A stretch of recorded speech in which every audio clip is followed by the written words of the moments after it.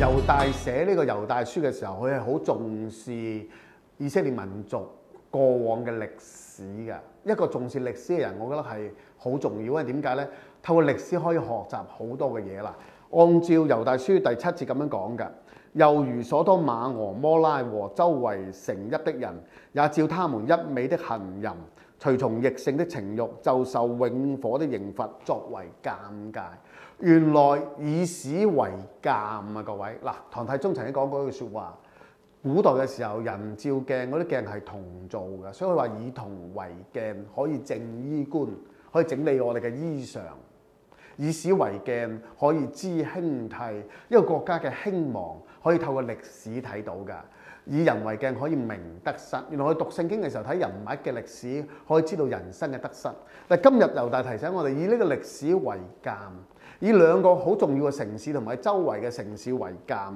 按照創世記第19章去記載所多瑪俄摩拉呢兩個城市係逆性情慾嘅城市。咩逆性情慾嘅城市？佢哋係好藍色嘅。一啲違反自然嘅呢啲咁嘅情慾，要話上帝係厭惡㗎啦。雖然呢句説話好容易俾人話係歧視嘅，但係我哋要尊重聖經，我哋要按照聖經去分解上帝嘅話。我哋唔怕俾人話歧視，我哋好清楚指出呢啲就係逆性嘅行為，係要話上帝所厭惡係罪嚟嘅。各位弟兄姊妹，我哋唔需要懼怕，我哋好清楚並且要以呢啲為鑑戒。弟兄姊妹，當我咁樣講嘅時候，可能我俾人喺 Facebook 或者網上有好多嘅攻擊，但唔重要。我好清楚自己所傳嘅係聖經嘅道理，我完全冇對嗰班係咪呢啲罪嘅人有任何嘅歧視嘅成分，我反而係好關心佢哋。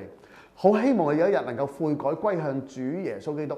嗱，猶大提醒我哋呢個係好重要嘅。原來人陷喺罪裏邊，我哋係將來會受到按照聖經所講係會有審判嘅。所以佢好清楚去提醒我哋呢啲過往歷史發生嘅事情，人陷喺一個不敬虔嘅世代裏邊，陷喺情慾裏邊，陷喺一啲違反自然嘅逆性裏邊，我哋係要面對刑罰嘅。